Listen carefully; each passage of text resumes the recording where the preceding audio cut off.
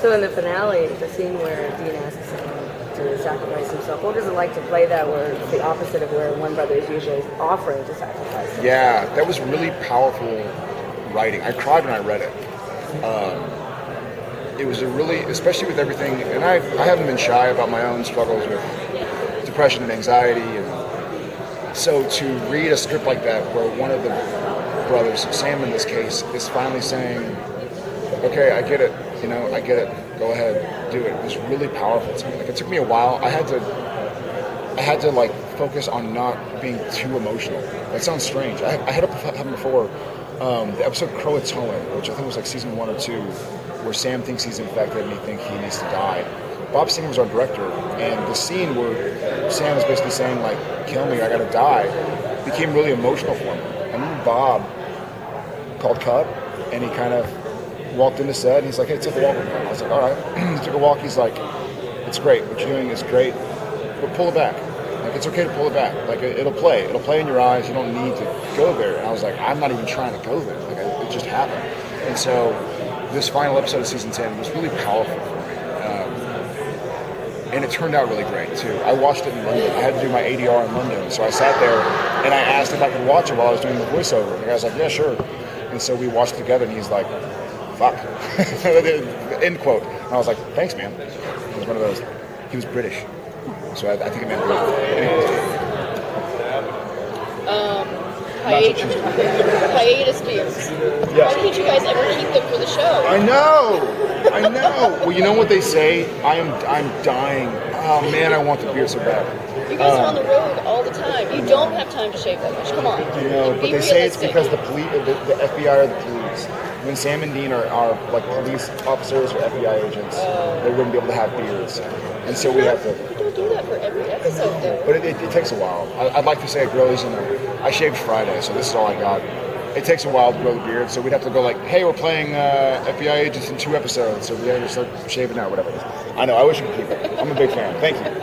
Well, we can ask you another funny question. Mark wasn't able to tell us much about Crowley. What do you think's going on with Crowley, if he's even around these days? What do I want to go on with? I'm kidding. Sure. I love the Crowley-Rowena dynamic, and I love seeing. We all know that things on Earth aren't so peachy for the Winchester boys. I like seeing kind of stressors in heaven and hell as well, because you get the larger picture, especially with the darkness coming, and that's pre-biblical and predates heaven and hell and God. It's nice to see that there are, in heaven there are going to be problems, in hell there are going to be problems, on earth there are problems. It kind of, in a weird way, humanizes Crowley, and Rowena as well, but to see him have those kind of struggles outside of the Winchester brothers.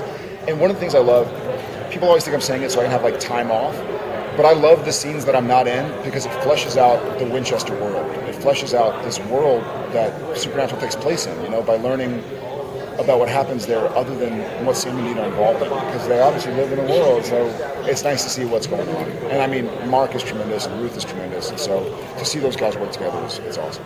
Jensen was sorry. No, go ahead. Jensen was talking about directing the episode 3. Yeah. What is that dynamic like when he's directing you? How do you feel about those moments? Great. I mean, he's one of my best friends. I trust him as an actor. I trust him as a director. He does copious amounts of homework and research, and he's a very talented director. I love being directed by actors as well, because sometimes a director that doesn't understand acting will walk in and go like, can you do it faster? And you're like, what does that mean? Faster? Like, talk fast? But whereas an actor would go and be like, hey, there's some urgency, you got to get out the door. And so you naturally go like, I got to pay. So it gives this pace to the scene. So actors speak a certain language, and we kind of direct each other anyways. When we're acting, we'll be like, hey, do that again. Give it more thought on this. You're like, oh yeah, cheers. Because, when you're working 12, 14, 16-hour days, day in, day out, every now and again you fall into a rhythm, unfortunately. And so sometimes we'll be like, hey, kick it up. And I'm like, sorry, kick it in the ass, all like Ken Manners. So it's nice. And he's one of my best friends. So if he says, he could say whatever, and I take it. And I love being directed.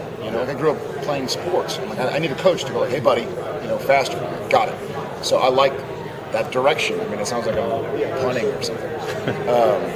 But I dig it, and he's a great actor and a great director and a great friend, and so wouldn't have it any other way.